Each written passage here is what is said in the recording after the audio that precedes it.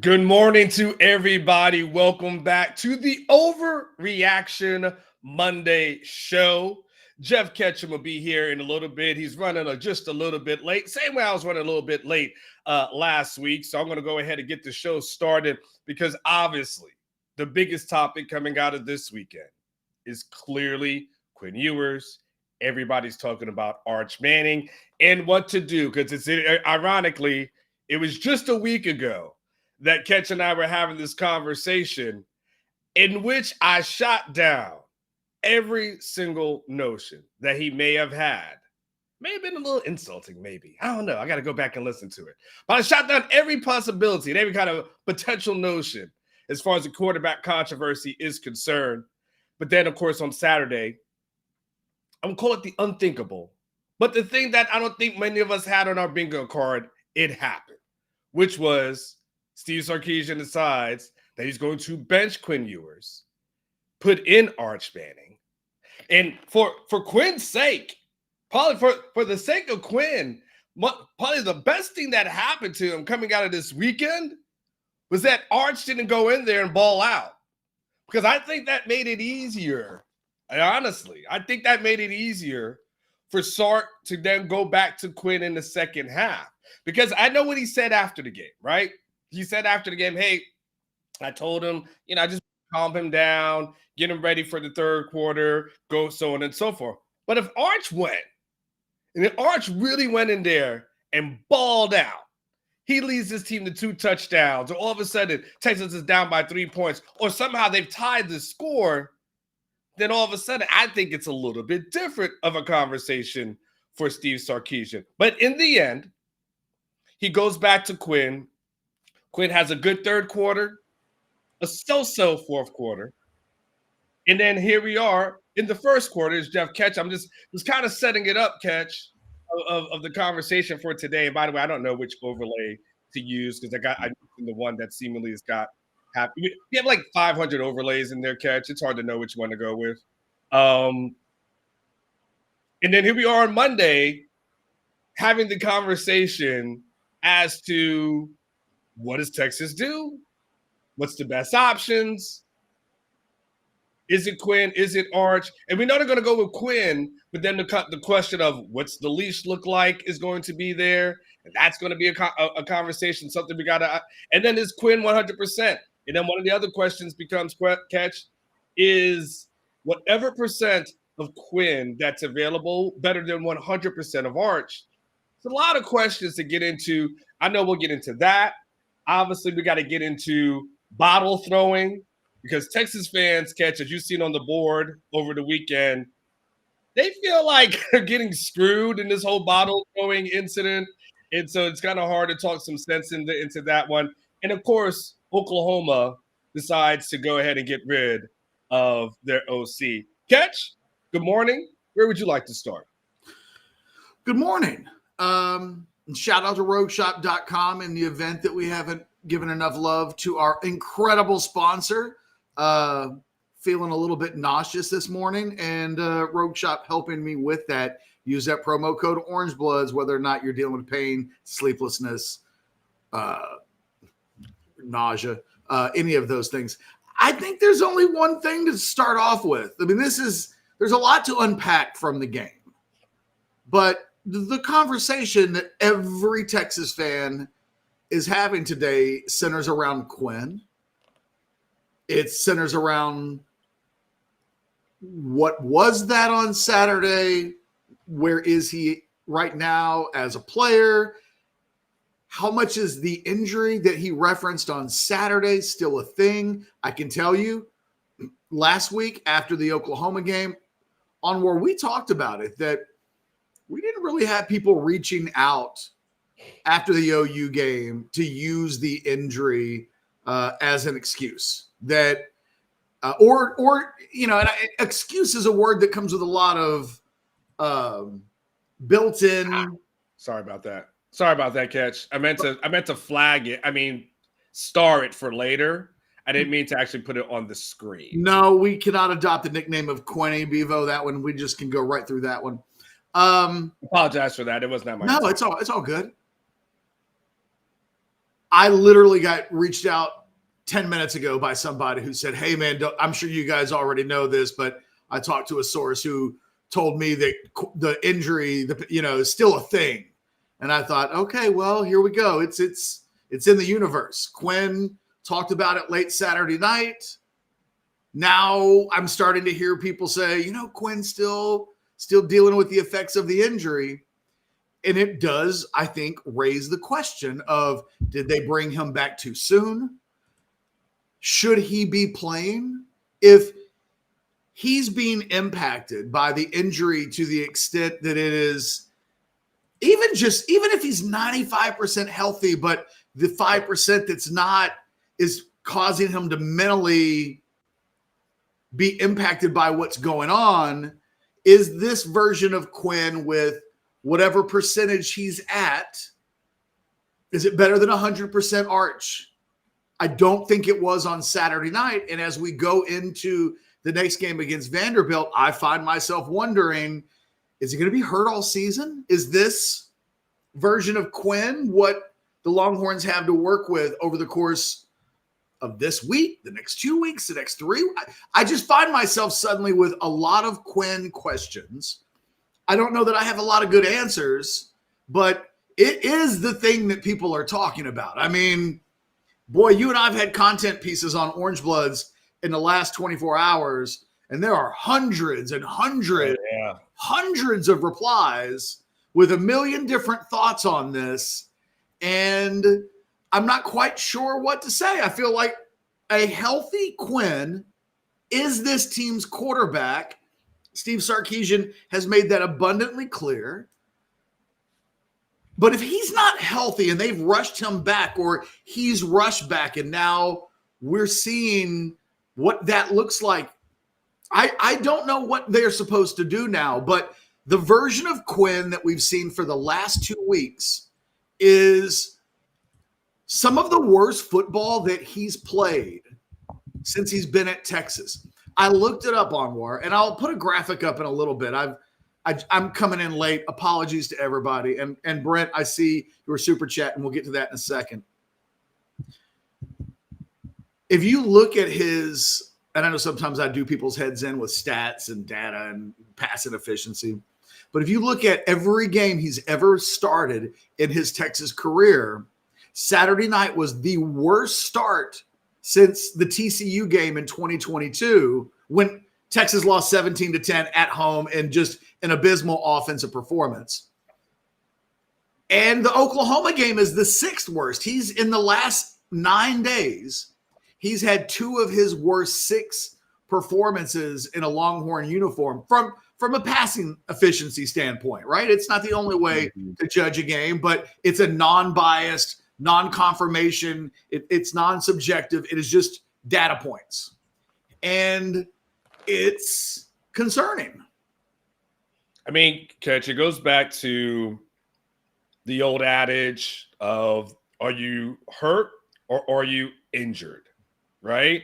And there's a difference, right? If there's an injury, all right, well that's a little bit more severe, right? If you are, and that's something that's more of a permanent kind of thing. If you're hurt, you're kind of damaged a little bit, right? That's the best way to say, like, you've got some damage, but you can play. And guys in football, you have to play hurt. Now, injury, okay, like you've got an MCL, you got an ACL. Well, we got an injury. You can't play, okay? But if you got a bruised thigh, well, then you play, and you work through that. And so I'll be honest, I don't like the narrative now of the Quinn injury. I don't like it. I don't like it. And let's be clear. Let's be clear. I'm Team Quinn, right? I think everyone understands where I am, what jersey number I have worn for years, right? But I don't like that all of a sudden where people were saying, and maybe it's specific, maybe I take it personal because they're saying it to me, but all we're hearing is he's fine, he's ready to go, And now it's like, oh man, you know, an injury. You know, he's still kind of no. Is he hurt or is he injured? And if he's hurt, then he's got to find a way to battle through that. Sark has got to figure out the way to battle through that. That's treatment during the week. You know, that there's rest, there's rehabilitation, there's seeing specialists, there's all kinds of things that you get through it. That, you know, whatever painkiller you have to take during the game. I know that's a taboo subject, but let's just be honest. I don't want to, honestly, I don't want to necessarily want to hear that unless you're telling me he's not playing against Vanderbilt. If you're telling me you're going to run him out there, and Sark is not using that. Sark said after the game that he wasn't seeing the field. Sark said that it was a Quinn problem to the point that Sark said, I had to take him out so he can get his head clear. He didn't say I had to take him out because I didn't feel like he's at 100%. And then I had to throw him back in. Well, it would also be a bit of coaching malpractice if Quinn was actually hurt. Then it would be a coaching mistake to have played Quinn in that game, because ultimately the quarterback play is one of the big reasons, along with Sarkisian's coaching. Like, Sark didn't have a good night. No. Kirby got the better of Steve. And if it were the other way around, we'd point it out. We'd say, oh my God, Sark was amazing. When he's amazing, we say he's amazing. On a night when his stuff wasn't as good as the other guy's stuff, and his players didn't play as well as the other guy's players, you call it out for what it is. Let me put this up. I know it's not the best thing in the world because it covers up our faces. Yeah, you gotta get Tyler to make full screen. I do. Okay, yeah, because he'll do that. He can turn those things around in about 2 minutes. I know, but I came up with it last minute. It's okay. I just wanted to show this for perspective what we're talking about. You can see real clearly the game against Georgia. That is a massive setback in terms of what Quinn Ewers has been doing for the last 2 years and where we are right now. And that is significant regression. Significant. Boy, Anwar, this goes back to the conversation that we had in 2022, where after the number 2 game on that list, that's the game where we had the conversation of, will Quinn ever have a bad game again? And that's not, from a play perspective, the company that he wants to be keeping. And I think Sark's got a bunch of Quinn questions. I think he's got a player now that's got a confidence problem. We're now at a point where I don't know how to talk about this. I think Quinn should be the starter if he's healthy, but Quinn told us Saturday night that he's not healthy. At least it's enough that it's a problem. It's there, is what he said. And I got to be honest, if I'm Sarkisian, privately, I would be pissed at Quinn for saying that. Swallow that. Do not tell the world. You got a game to play Saturday at Vandy. Don't let them think that they can hurt you, that with an extra little hit to the ribs or something like that. We know how Sark treats injuries. He had Xavier Worthy play with a broken hand in the shroud of secrecy. He had Casey Thompson playing with a thumb that when we saw the picture of it, we were like, does that thing need to be amputated? What is that? So we know Sark comes from an NFL world of where, hey, if you're good enough to play, don't talk about it. And Quinn talked about it. And now if that doesn't happen, I just don't think we're even having the conversation today. But now I've got people reaching out to me, telling me that the injury hasn't gone away, that it's still a thing. Quinn's bringing it up in post-game. He could have easily have just said, man, I played bad, and I can't put that on the injury from 6 weeks ago. I just didn't play well. Instead, he said, it's there. And are you not 100%? I'm not. Okay, well, then if he's not, what is he? And again, now we get into a conversation of, is 100% Arch Manning a better option than an 88% Quinn Ewers? I don't know what the number is, and I don't know what the answer is. But, boy, I know what the questions are. All right, let's knock out a couple of these, Catch, because I do have something that, some complexities here. Soto 806, he says, hey, Quinn didn't mention the injury after the OU game. Do you think he mentioned it to spite Sark after taking him out of the game after Georgia? No. Yeah, I don't think so either. I think Quinn was a young man with a scrambled brain who was forced to talk to media after the game, who certainly couldn't begin to process what the fuck happened on Saturday on multiple levels. He got benched. When I talked to him at the end of SEC Media Days, Anwar, and I said, hey, does this feel like your last go-round? And he said, yeah, it kind of does. And if it goes the way I hope, it would be pretty special.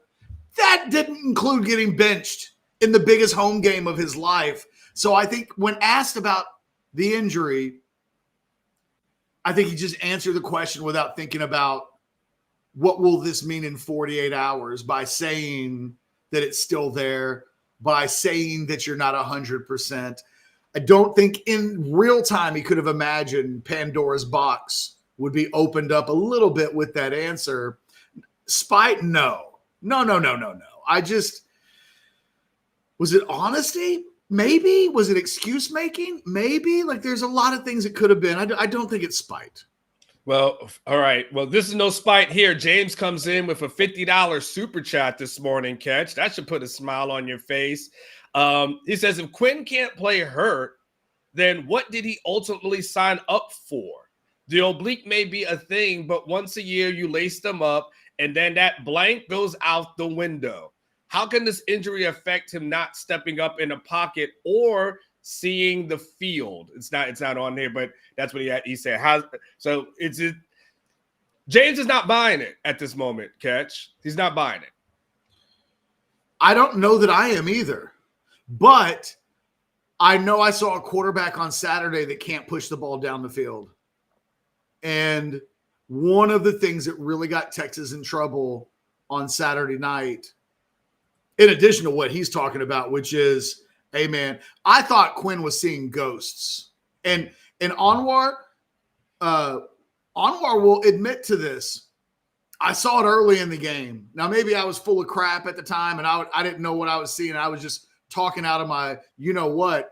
But before any of it really started to go bad, I was like, man, I don't know. This is in our team's chat amongst the Orange Blood staff. So this is just us talking privately to each other. And I said, I don't know if we're getting the good Quinn tonight. He does not look right to me. And Anwar made a good point. He said, look, man, he just hit Trey Wisner in the hands. And if Trey Wisner, and there's a big what if of if Wisner catches that ball, how much does the whole game change? Because you make the case that Wisner might score on that play. At worst, he's inside the 15 at worst. I mean, he could score. You get one angle of that play behind the quarterback, and you can see the entire field is opened up. But I felt like very early in the game, he was aiming the ball that I know what it looks like when Quinn is slinging it, and it didn't look like that. And then at no point during the game was he able to stretch.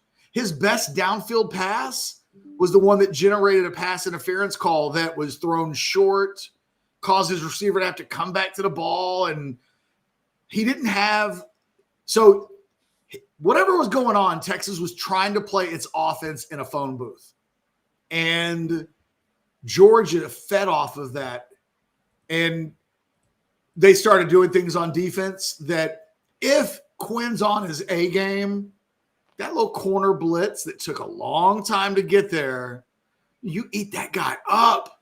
With the receivers that Texas has, teams have tried that kind of stuff this season, and Quinn gets rid of the ball quickly. He gets it to a receiver in space, and that guy runs. And the offense was missing all of that. And so, again, if Texas gets anything less than a good version, a good, not great, but a good version of Quinn on Saturday against Vanderbilt, they're going to have their hands full. because Vanderbilt will play tough. They beat Alabama. They won't look at Texas as some team it can't compete with. They'll say, we got to do a lot of the same things that we did against Alabama, but there's a game to be played that we think we can be really competitive in. And if the other team's quarterback's not playing well and is opening the door for mistakes and confusion, James, it's a good super chat. Nice job. Thank you for the $49.99, and you used it wisely. I'm telling you, I've got questions. I don't have good answers because the Quinn that we saw on Saturday was supposed to be a guy that we were done seeing. And I can't stress it enough. A guy that 2 weeks ago, Anwar's talking about as a Heisman Trophy candidate, and probably fairly, because if Quinn has a big performance against Georgia, he's in the top 5, I think. Can he win it? I don't know. But is he in the mix very quickly? Yeah, because the Heisman race is pretty bunk right now. I did a top 5 on Saturday, and I had a hard time coming up with 5. It's 2. It's only 2 for me. I don't even know who your other 3 were. Well, Travis Hunter had like 2 catches for 15 yards the other day. So I know. What, is it maybe the Boise State running backs running away? I don't know. So Quinn, the stakes were there that if Quinn plays well, to the victor go the spoils. But the performance that we got him benched. And that really hurts his NFL stock. If we saw Oklahoma State Quinn in the Big 12 championship game, he's the Heisman front runner, probably going heading into Monday. Monday. That's a little too much, maybe top 5, but not top far 5. away from that. Like we're quibbling with each other to like nitpick whether he's first, second, third, fourth, or fifth. He's in the race with 5 games to go, and it's there to be won. Instead, he got benched, and there's no way. It was the biggest home game of his life, and he got benched. And there's a lot of doubt. I'm a little shocked. A week ago, I had the gall to say I think Quinn should be the starter, but I think Arch is better. But I thought in that game, experience, all of the things that Quinn has accomplished, he's the right guy to start against Georgia.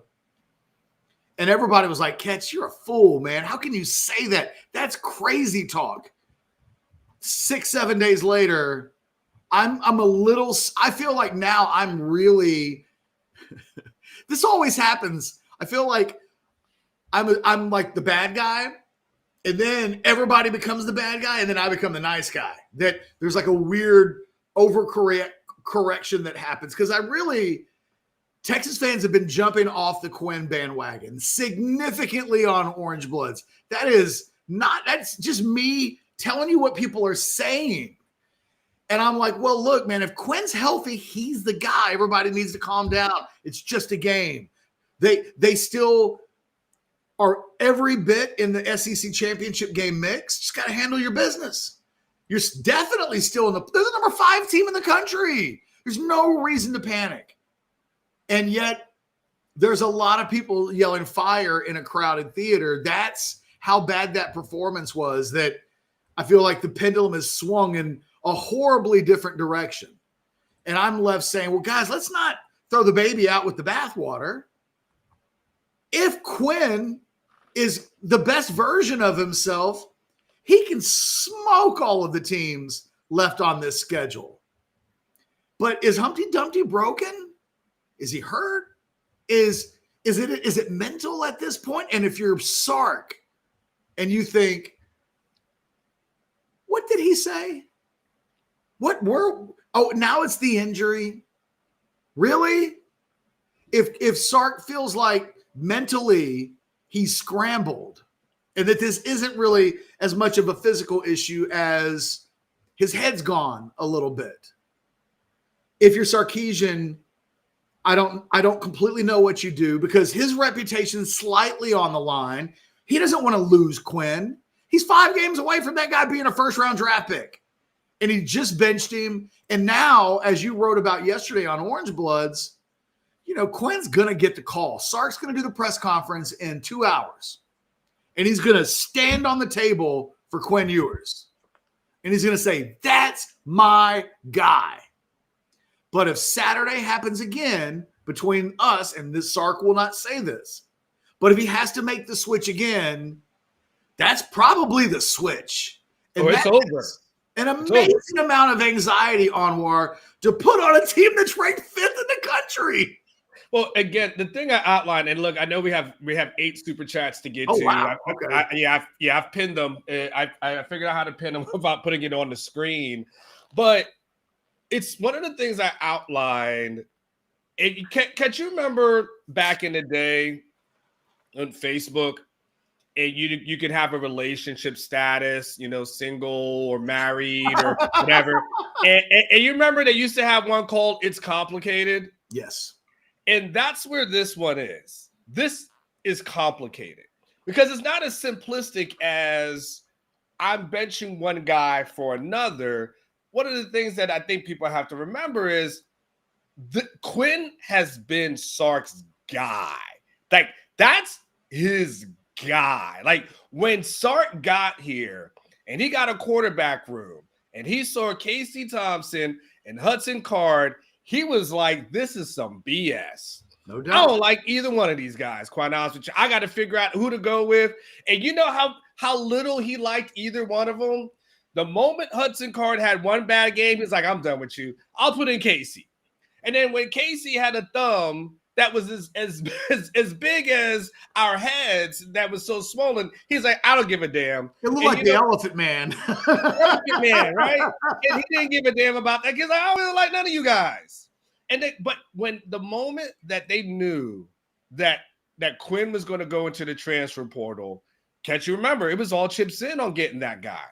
And that was his due, to the point where even when the reports from that fall, infamous fall, was saying that Hudson Card was looking better than Quinn, the moment that became a thing, it was like, you know what, Quinn's my guy. He like, I'll give it practice sports. The next day, practice sports be damned. I'm letting the world know this is my dude. He was willing to let Hudson Card go. And the other thing that we had to know is, and Catch, you know this well too, as I outlined on Sunday, the plan was last year was for Quinn to ball out and leave. And this was supposed to be Arch Manning's year. Like this was supposed to be Arch's year. And Quinn didn't really ball out. He got injured. The NFL feedback was, we like to see him stay upright a little bit. So he came back and basically kind of wrecked the plan. Yeah. But that was still his guy. He literally said, I'm going to make a Manning sit another year because this is my dude. And so now we get to this point where that's been his boo for 3 years.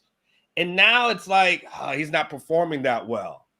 But am I going to get rid of that guy who I have been married to for this long? Because the moment if he benches him again, Quinn's done for the year. His NFL stock tumbles, and it's drastic tumble at that point. And Quinn can't even, maybe Quinn probably has to transfer to another school to get his stock back up.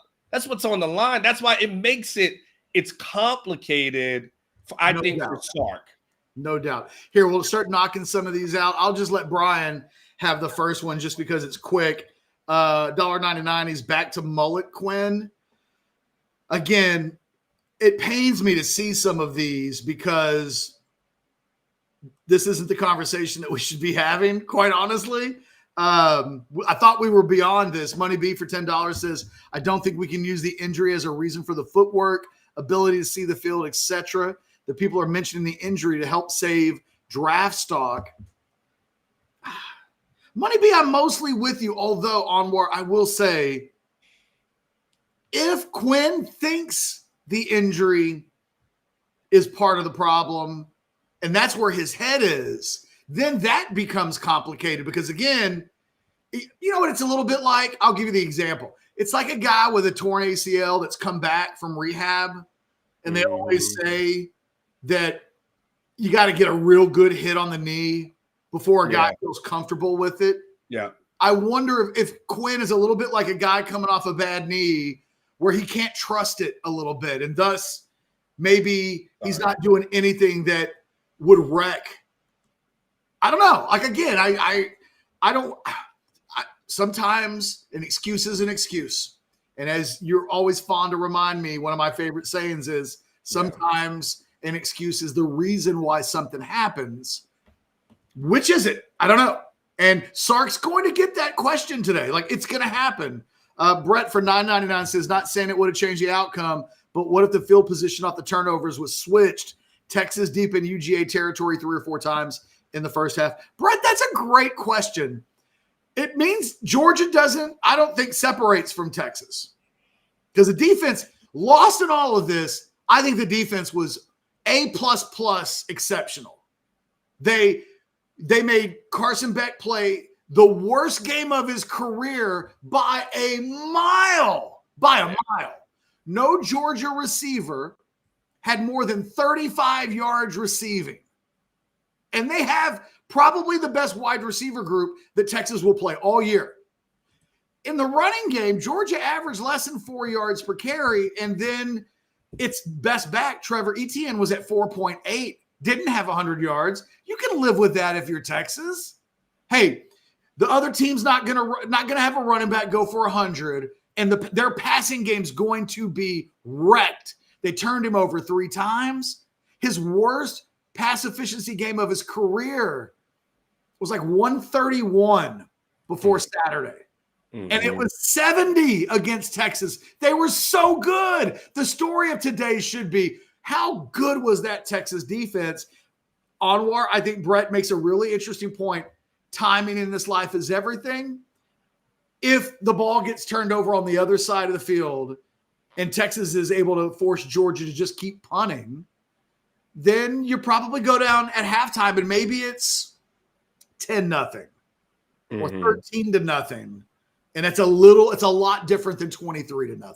And Brett's got a good point. I mean, the defense did play the lights out. It's unfortunate that in a game where, Papa Sorrell should be able to pop in here and be like, look at my guy. Like, 88 was great, right? I thought Barron had about 5 or 6 plays that were as good as any plays I've seen him make in a Texas I think uniform. It was his best game at UT, and I think that game has made him some money.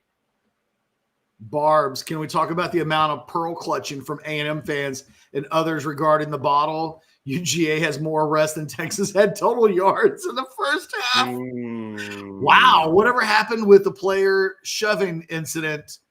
Barbs, Texas fans act like some Texas Tech people on Saturday night. Now, I think it's kind of funny because of how it all unfolded, and that without it, I don't think they overturned that pass interference. Really unique set of circumstances that I have never seen before in all of the years, 40 plus years of watching football. Never quite seen that. But don't worry about A&M fans. Texas fans today are not happy with the behavior. Most of the people that I've talked to and communicated with have said that was embarrassing. Don't let it happen again. I just don't think it's that big of a deal. It's never happened before. I don't think it will happen again. But it was a bad look. Like, we got to be able to say, don't be trashy. Throwing a bunch of shit on the field is trashy. Yes, but I would tell you that you know what's happened though, Catch? People are like Barbs though. They're literally saying, "Hey, yeah, that happened, but what about Kirby?" Like, Catch, I don't know how many times I had to post it out there on Orange Bloods. Because people's like, well, what about when people storm the field? Do they get fined for that? It's like, yes, actually they do. You get 6 figures fines for that. Oh, well, okay, well, what about Kirby? And that's more egregious. Well, no, the problem that happened? It was a twofold problem. One, throwing the shit on the field. Can't do that.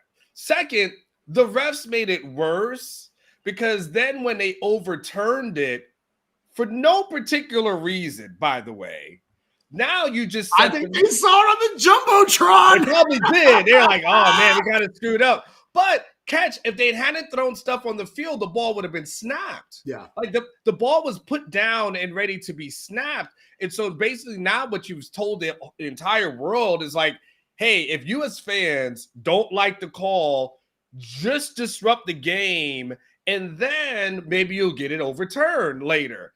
And that's why they have to say, like, no, we can't do that. You're 100% right, man. You are 100% right. Texas fans, Barbs, I say let it go. Texas is going to pay a big fine. It was an ugly moment. It's not representative of the general. Like, somebody in the chat on Saturday night in the postgame referred to it as Texas Tech fan behavior. And I was like, that is so spot on. Tech fans throw stuff on the field. Texas fans claim to be better than that. They weren't on Saturday night. Forget about everything else, whether or not it helped with, I mean, it did help the team, weirdly and ironically, but got to be better than that. That was trashy European soccer stuff. Like, that's when I see stuff being thrown on the field, I'm like, oh man, I'm watching a Serie A game in Italy. This is what those crowds do. It's not supposed to be what Texas does. How about we just don't let that happen again? Peyton Wells for $9.99 says Texas will drop 2 more games and miss the playoffs, minus the Bama win last season. Has Stark really beaten? Minus, I mean, maybe he's asking at minus the Bama win, who has Sark really beaten or defeated? I mean, up until, I would say this, Peyton. Saturday night was Kirby Smart's first win on the road against the top 10 team in his career. Sark has won his last 3 games on the road against top 15 teams. 2 of them were in the top 10. So what has he done? I mean, up until Saturday, more than Kirby Smart had ever done on the road. I would offer that it's kind of strange that Texas keeps losing. The 3 highest attended home games in school history, Sark has lost all 3. TCU in 2022, Alabama in 2022, Georgia Saturday night. As good as that crowd was, it's got to become a little bit more of a fortress. I don't think Texas will drop 2 of its next 5. I just don't. Vanderbilt, before the A&M game, Vanderbilt's the toughest team Texas will play. They're ranked 25th in the country. Boy, they better be able to win that. And by the way, I'm just real quick on Peyton. I know we got tons of super chats coming, and we appreciate it, by the way. Peyton, I would just say this. Kirby Smart's pretty damn good at what he does. I mean, like, you also sometimes have to give that guy on the other side credit, and you got to say that at the end of the day, that coach and that staff, they dialed up a game plan that was a very effective from a defensive standpoint. The tackling was really superb on what they were able to do. There's a reason why Kirby has won national championships, and I think we saw why. They were excellent. Don't forget to give Georgia a ton of credit. Yeah. That's what it looks like when a top 5 team plays not on offense, but their defense played an A+ game. And that's what it looks like. I mean, it can go that way sometimes. Harish says for $5, Overreaction Monday, Sark isn't moving Quinn to Arch because they both realize what that really means. Yeah. Harish, I think you're spot on. Sark knows.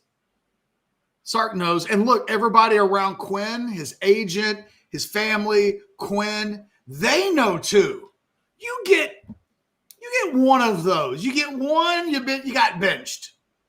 That can never happen again, or Sark will realize, and they may even have that conversation. Like, look, man, you're my guy.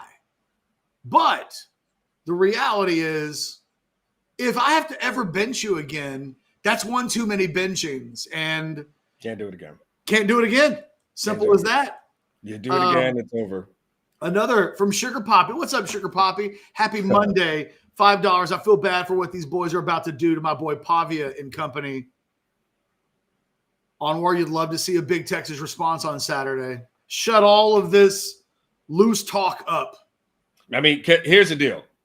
Catch, you and I know this. A good game going into the bye week is great for Texas fans. It's great for us. It's everything. But a bad game, going into the bye week, it's bad. It's that there's apathy that creeps in. Like you don't need that. This is where the NFL part of Anwar's experience kicks in. Hell, it's this. It's an Oklahoma loss, and then a bye week afterwards, and you're like, oh my god! First of all, ain't nobody watching our show. Oh, it was so bad last year. Everybody disappears for weeks on end, and no, they have to because they've catch the season's more than halfway over. As crazy as that sounds, 7 games in, man, 5 to go. Yeah, I mean they now are facing must wins. What you can't do is you can't lose against Vanderbilt because that's just that you cannot do that. You want Texas to have a good game against Pavia, which they should be able to do, and then of course you need the offense to come around.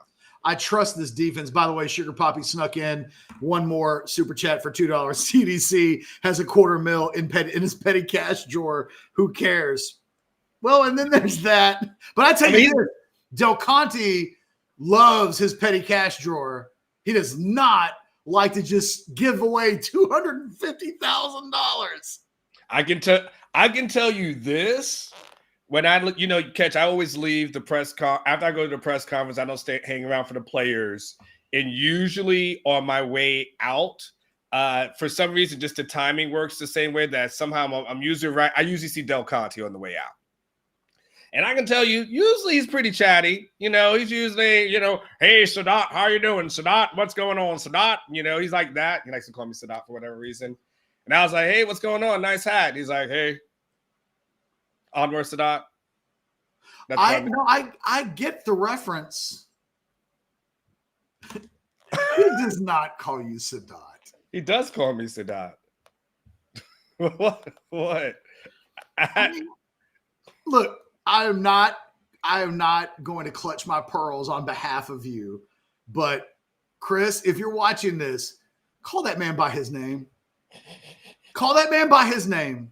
Just throwing that out there. South End Zone Queen, I saw your super chat. We're just trying to catch up. I love you, though, so I'm going to cut you to the front of the line. $4.99, slightly above average quarterback play, wins that game, and that makes this loss hard to swallow. How many sacks were on the quarterback and how many were on the O-line running back? South End Zone Queen, as it turns out, shitty quarterback play was enough to win the game. Look at Georgia. Carson Beck was awful outside of one drive, but it's by far and away the worst game he's ever played. You're right. Slightly above average quarterback play, and Texas might win this game by double digits. I think the sacks were a lot on the quarterback. And then certainly at the beginning, and Anwar, I'll let you answer too. I think that as Georgia sensed, this dude is rattled, they ratcheted up the pressure even more. Yeah. And so I think it started out as a little bit of a quarterback problem. And then I think Georgia was like Jaws when there's blood in the water. They weren't going to slow down at that point. They realized that they had something working, and then I think there were some offensive line breakdowns, and then it turned it into like a big old melting pot of bad things all happening at the same time. And it was a disaster from a pass protection standpoint. And the only thing I would add into that, I would have liked to have seen maybe some perimeter screens by Sark. I think if you add that in there, then you don't have like the DNs just like pinning their ears. But when you see that these guys are getting to the quarterback, you probably have to throw in a couple of wrinkles here and there. But Quinn also missed some open throws, that were there as well. So there's that. No doubt about it. I mean, it's as simple as that. I'm starting a couple of more super chats here. Guys, we got 10 super chats that we're trying to knock out. I'm going to go to the highest one as we clear these things out. So if you send $1.99, I will eventually get to you. But right now, $10 gets to the front. Can't tell me if you read the stats of Georgia and not UT side by side, passing stats and turnovers. You think Texas won the game, take away 17 points Georgia made on the turnovers, and it would have been a closer game. I mean, if you could, if that worked in a perfect world, sure. I mean, but they did. Man, this is the best example of catch. Don't always bring up stats because the stats would have had you. But look, at the end of the day, Quinn Ewers finished with a 110 quarterback rating, and Carson Beck was at 70. The stats would have had you thinking Texas won the game. It kind of reminds me of that line from why am I the movie with Whitney Houston and the girls? Bodyguard? No, the one where it's her and her friends. Where they doing? Oh, you know when. Oh, you talking about Waiting to Excel? Yeah. Burning. When she's like, she's like, love should have brought your ass home last night. That's how I feel about the stats. The stats they show that you should have got home last night, but sometimes the stats don't get you home. Look at James S. He's like, you know what? 1999 gets me to the front of the line. I don't get Quinn's regression in awareness and footwork since the injury. He could have been avoided 3 sacks just by stepping up. Sark got out schemed most of the game.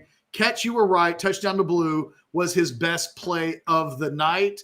He's talking about Quinn, and that was such a great throw, and there just wasn't enough of that. That was the one time I watched him throw a football and go, that's the Quinn Ewers that's really, really good. And there just wasn't a lot of that on Saturday night. Yeah, I mean, that was, if there was a disappointing factor, James, I would have totally agree.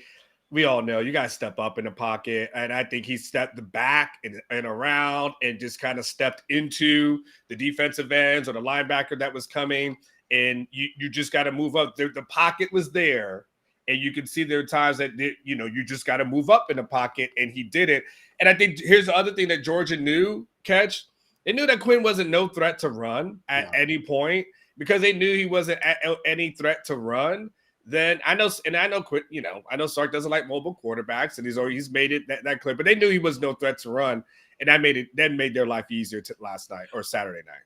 Arch in 2 series had a 21-yard scramble that was twice as long as the next best run that Texas had all night. So while Sark won't love the running quarterback, he'd just assume they get rid of the ball, get rid of it quickly, find an open guy. That's his method.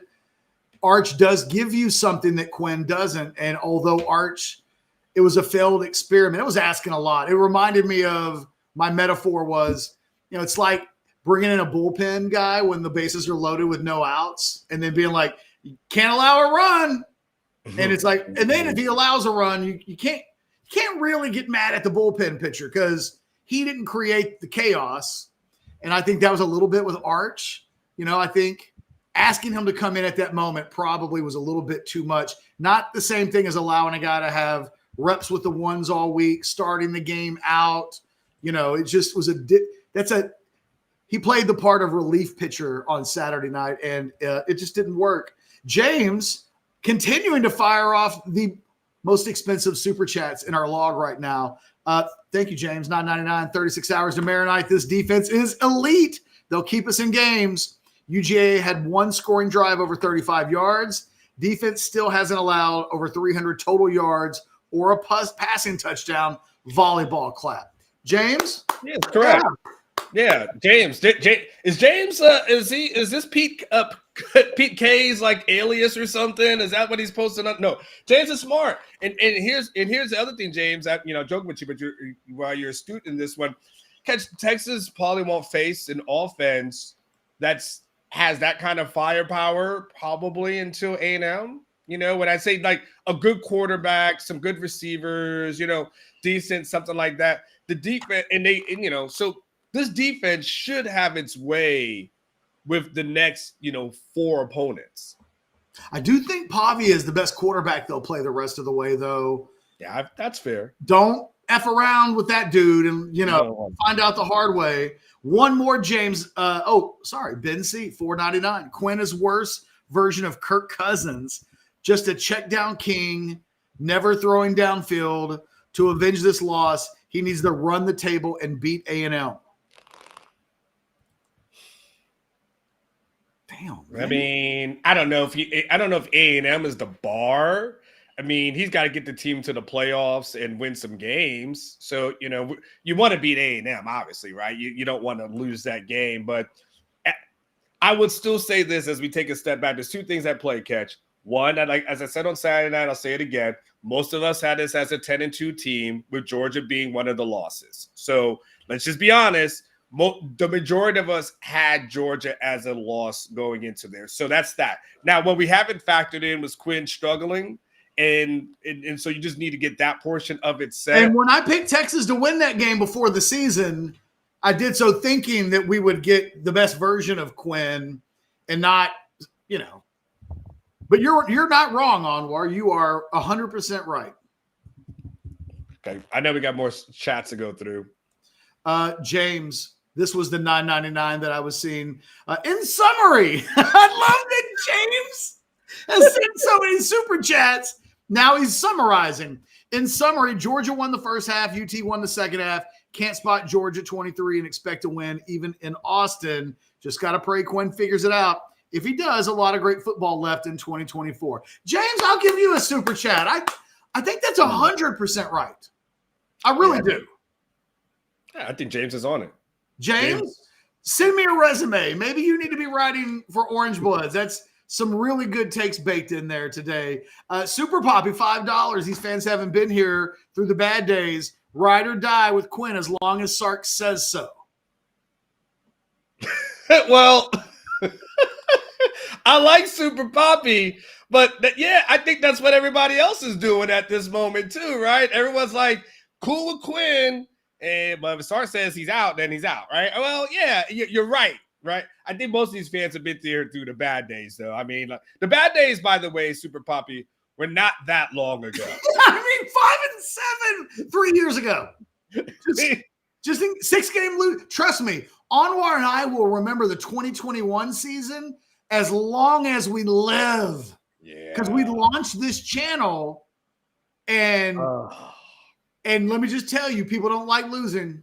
We had NIL deals with players who were still on the team who were like, man, I don't want to cut a video because people are going to say things like, why am I not getting ready for the next game and spending 10 minutes recording a video? Like, it was hard on Jake Majors. It was hard on those dudes. We were miserable. Having Xavier Worthy's mom tell you that we're not gonna do any more interview. We had a contract signed, and Xavier's not gonna stick with the contract because we're too negative because we can't polish a turd on a 6-game losing streak. Believe me, Sugar Poppy, the fans have been through it. They remember. Ben C for $4.99. Ben, thanks for your patience. I know you sent this a while ago. To be a fly on the wall in the film breakdown, it can't be as bad as Hudson Card, but I know it has to be bad. Horrible mechanics and decision making. I mean, outside of the third quarter, if Sark is looking for a positive, he'll point to the third quarter and say, see, if we could just get you back to this, so on and so forth. But yeah, there's certain things that they're going to have to work through. And again, I think the point that you raised is the good one. If the injury is now in his head and it's like, man, this is causing this kind of problem for me mentally, it's kind of like, golfers, sometimes it just becomes a mental thing. And you may have a little something, but it's a little mental. That's where you got to hope that is now not in his head. And you better hope it's just a physical thing that he needs to recover from. Anwar, can I ask you a question? You sure can. Tough love or massaging the spirit? What's Sark's approach with Quinn this week?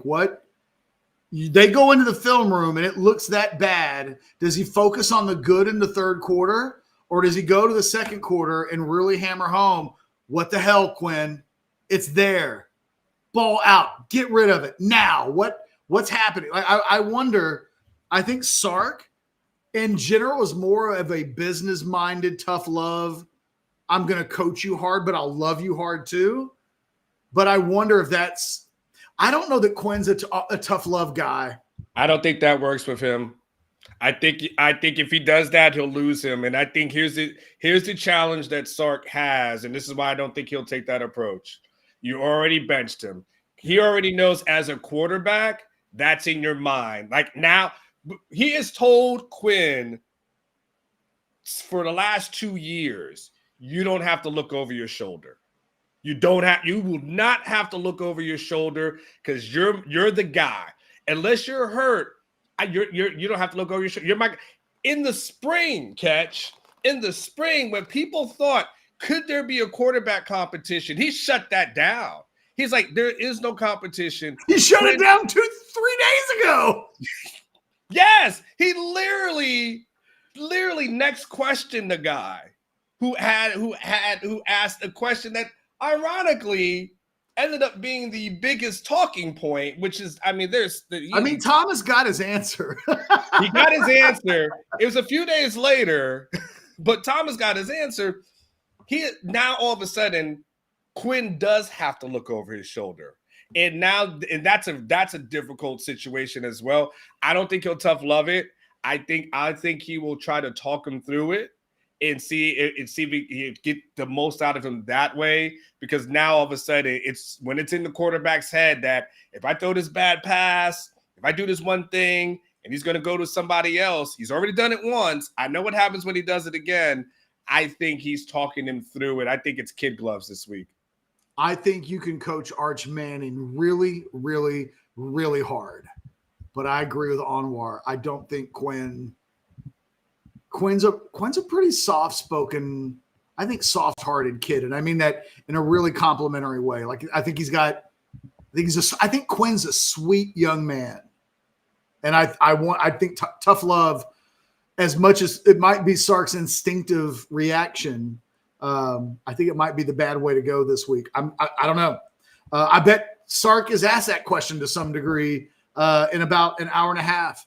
Angry Hammer skipped the front of the line, $10. Herbie diagrammed a play showing DN and linebacker collapsing to attack the running back because they weren't afraid of Quinn keeping it.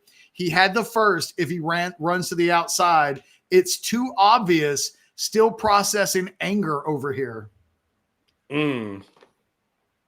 Yeah, there you go. Yeah, he said what he wanted to say.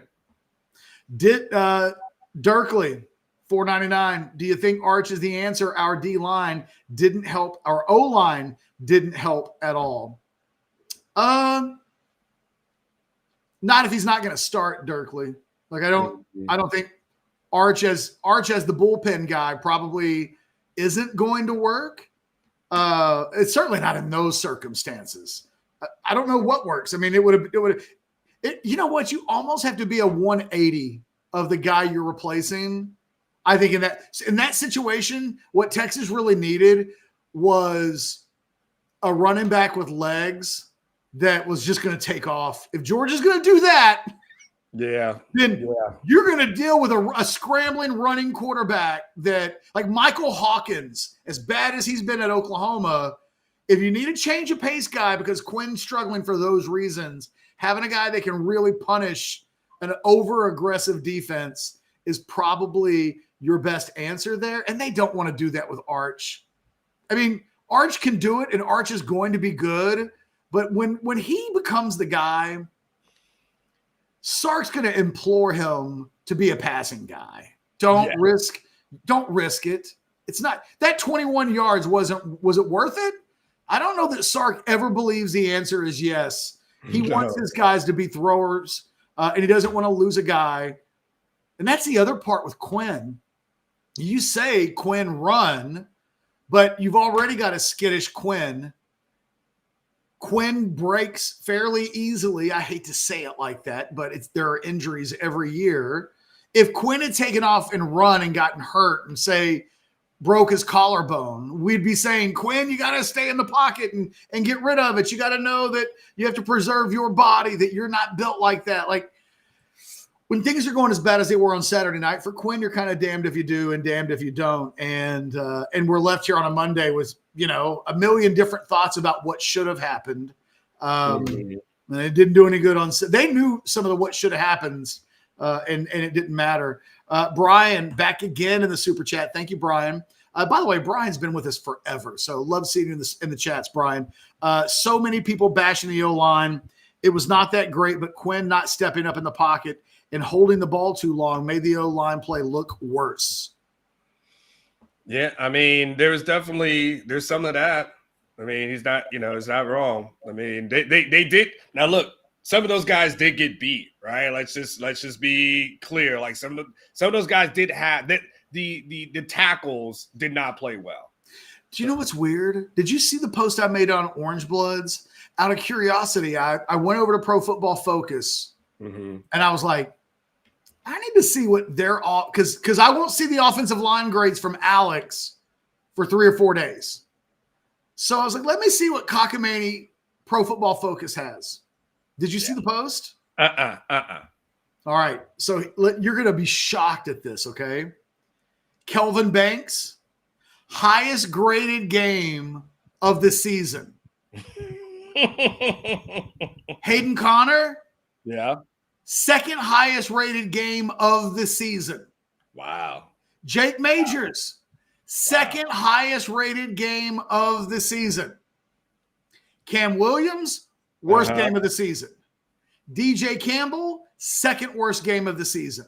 Wow. So the Pro Football Focus grades, which, hey, I don't need Alex to sit here and tell you we don't know who does the grades. That's the big thing about Pro Football Focus is they could have 500 people on their staff. You don't know who from game to game. They don't put names on the grades. So how do you know that the person that did the grading even knows what they're looking at? That caveat out of the way, I was stunned to see that Kelvin Banks, and I thought Banks played well. I thought he had some hard lines in the first sack that he gives up. Quinn held the ball, according to Cody Carpentier, for 5.06 seconds from snap to sack. On the play, Banks literally throws his guy to the ground, and then Ewers steps into him and falls down. And you could see, I've never seen Kelvin Banks demonstrative. When Ewers took that sack, Banks throws his hands up into the air, the universal what the you know what. And that's just kind of the way it was going at that moment. I can't wait to see Alex's grades later on in the week. But and as it relates to Ewers, they gave Ewers, so where Banks had an 83, if I remember correctly, Ewers was given a 40 as a grade, lowest rated performance of his entire career. For what it's worth, that's what Pro Football Focus thought. Rome 77 for $4.99. I was shocked he was benched in the first place. What if Sark shocks us again and announces today that Arch is the starter? I mean, well, one, it would be a shock. I don't think any of us anticipate that. In Rome, if your scenario occurred, Quinn Ewers is done at the University of Texas. His draft stock is at an all-time low. He probably can't go pro unless he just wants to be a day 3 pick. And I think he torpedoes a lot of things that he's been working on for the last 3 years. And so I just can't see him doing that, because now all of a sudden, he's a team guy, but that's asking a lot. He's not giving up on Quinn, but everybody understands what Saturday night was and that there are consequences for that. Some things can't happen again, or there will be added consequences. I think Anwar's right. And I think, Rome, you make a great point.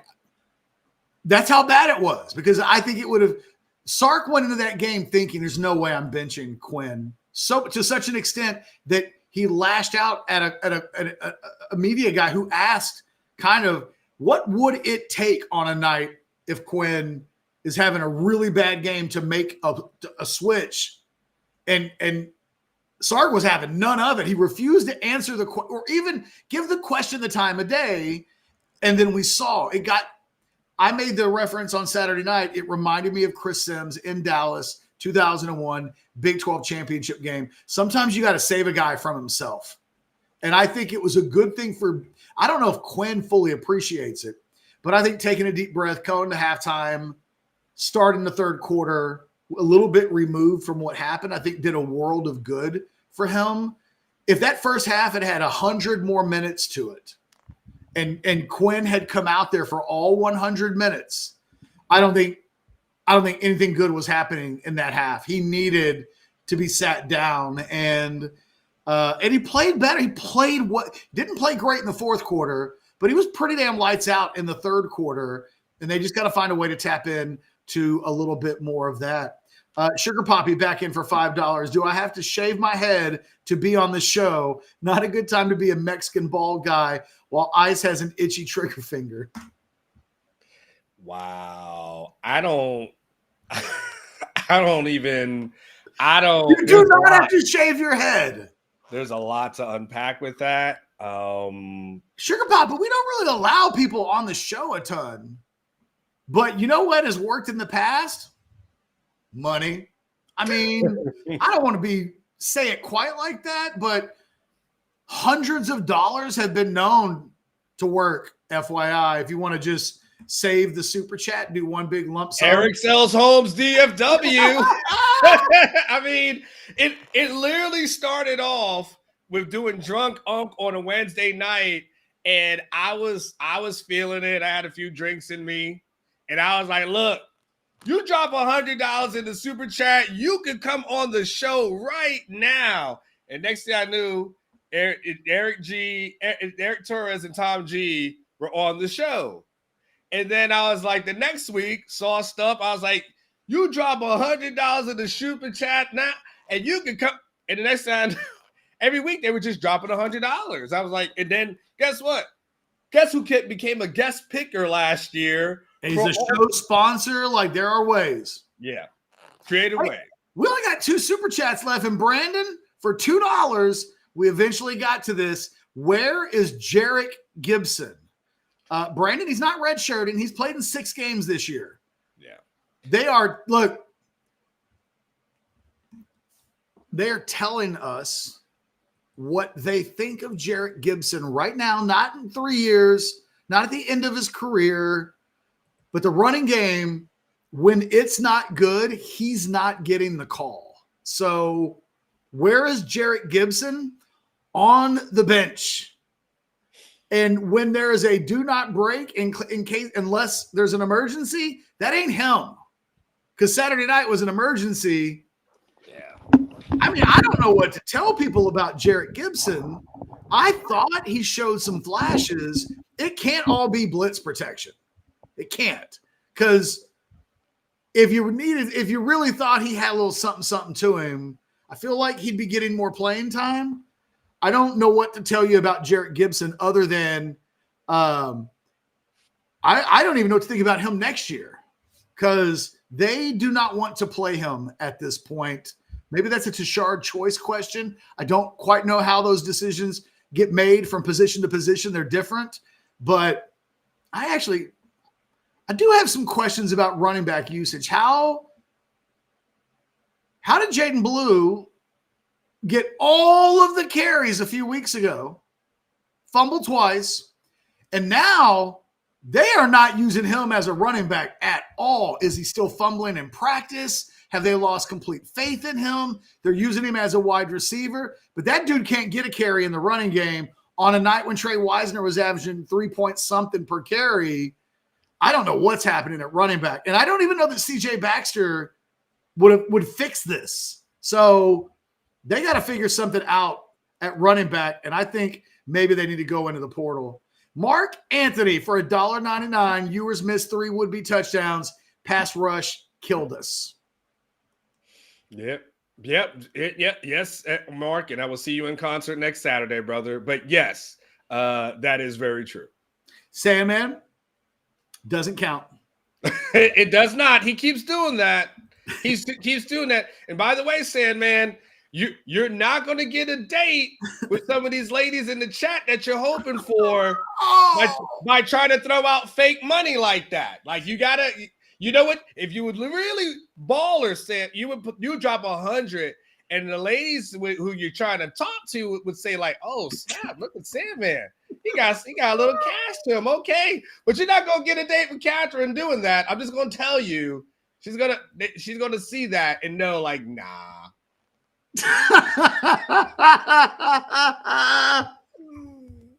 She's trying to tell you, Sandman. That ain't gonna work. That's not gonna help. That's not gonna help you get what you want. Oh, hold on. Cody Carpentier with a quick comment. I haven't even read it yet. Catch, the moment was a bit big to ask for freshman Gibson to walk out there. He was a fumbling, bumbling, rumbling if he was in the game. I'm not even talking about one game though, Cody. Like I'm talking about just in general, you know, and I don't think you're wrong, but they've frozen Gibson out a little bit, and it's just a bit peculiar. I'm not quite sure. I don't know what to think about it. Hold on. There's some more super chats that I'm pinned. Catch Edgar for $9.99. Sark was out schemed, in my opinion. Happened versus Washington and UGA has hurt Quinn's performance. Thoughts on Benda and LaFau? Felt like Benda was the better option this game. I mean, what do you think, Catch? I don't. Last question. Look, first, was Sark out schemed? I mean, he was out coached.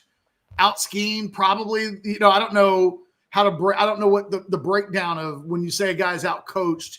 It kind of is all encompassing. Out schemed. I mean, it wasn't working. So yeah, probably has hurt Quinn's performance. Man, I think Quinn hurt Quinn's performance. And the only way I'll really put a lot of this on Sark is if Quinn's really not healthy and they're just rushing him back. That to me would be the indictment. But the rest of it, I tend to give Sark the benefit of the doubt. I do think as it relates to Benda and LaFau, I thought Georgia pushed LaFau around in the run game. And I think a bigger, stronger presence, Benda, was probably a little more needed in this particular matchup. And they eventually, late second quarter, started to play Benda a little bit more. I think the run defense tightened up.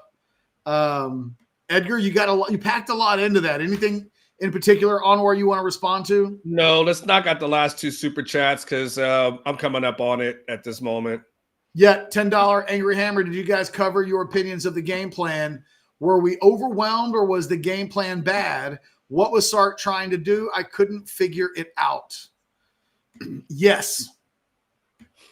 I mean, yeah, we did talk about it. I mean, I don't know if his game plan was horrible because there were guys who were open. There's guys who were drops. There was a lot of different things. But I think at the end of the day, I think Kirby Smart, they understood, kind of Angry Hammer that, look, that they've got a quarterback who is not going to move that much. And they knew that they were going to blitz and tee off as much as possible.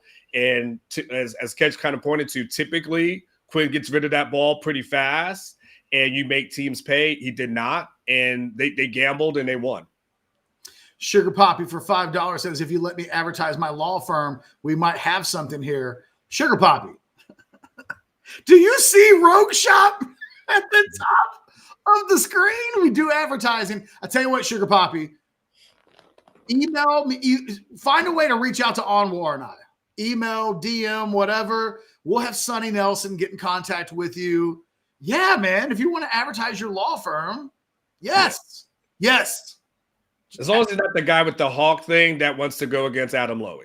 I was going to say, it can't be Adam Lowy's our guy. So would it really help us if your law firm did something completely different than what Adam does? But yeah, man, advertise with us. We love that. That goes for all of you out there in the event that all of you needed to be reminded. You know what? We need a title sponsor for the old fashioned.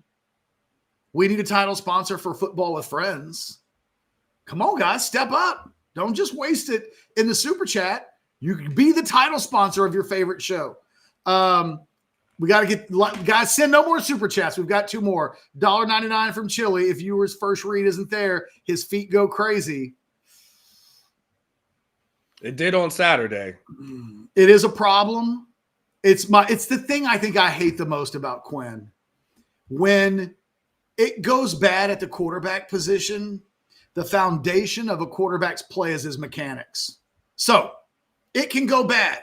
His brain can get scrambled. but the feet and the mechanics, the things that you work on every day and every practice, and you pay thousands of dollars every month for a personal quarterback coach, like those things have to be the bedrock of who you are as a quarterback. It can't be if things go bad, all of that goes haywire. That's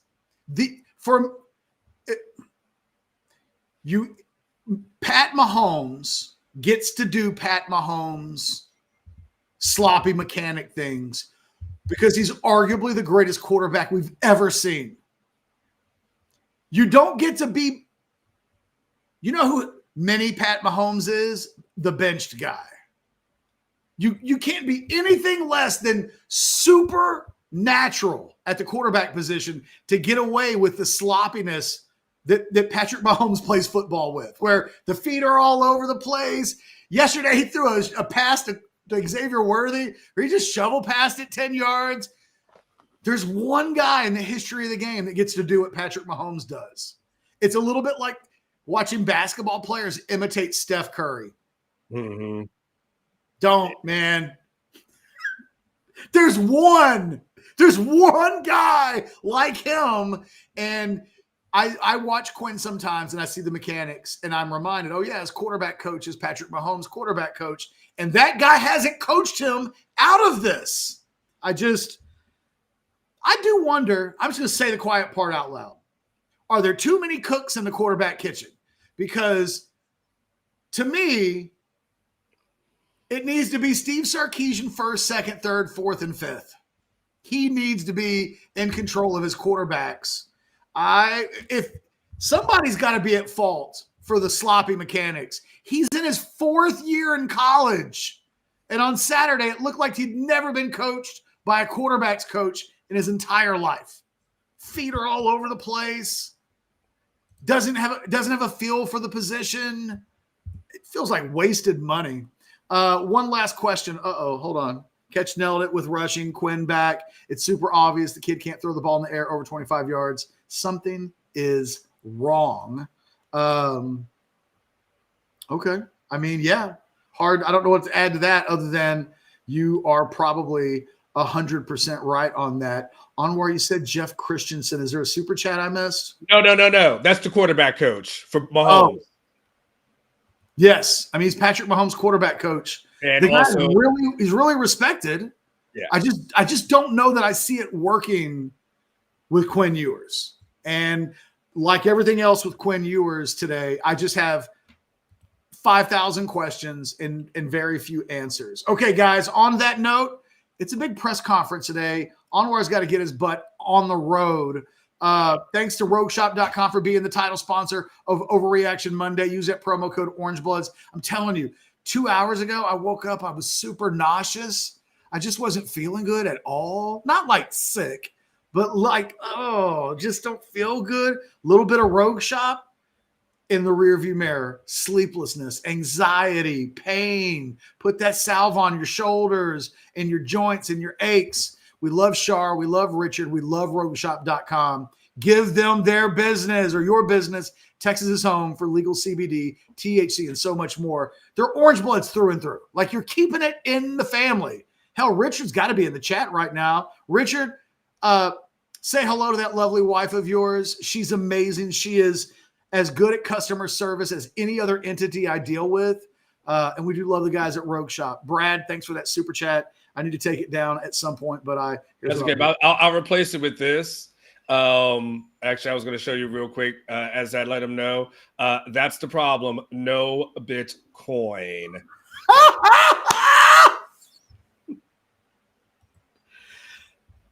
And on that note, for Anwar Richardson and myself, and for all of you, you guys were wilding in the Specs chat today, and we enjoyed it. You made the show really easy to do. When there's 35 to 40 super chats in a show, it just all Anwar and I had to do was just talk. You guys have a great day. We will see you for House Divided straight up at noon following Steve Sarkisian.